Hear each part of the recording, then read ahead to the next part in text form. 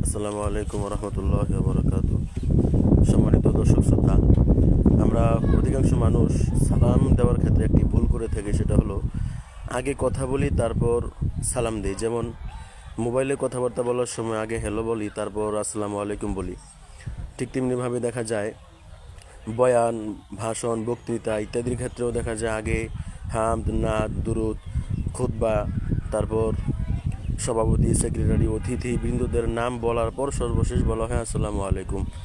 এটা সঠিক কোনো নিয়ম না, বরং সঠিক নিয়ম হলো হাদিসের মধ্যে আছে আসসালামু কবলাল কালাম, অর্থাৎ আগে সালাম হবে তারপর কথাবার্তা হবে।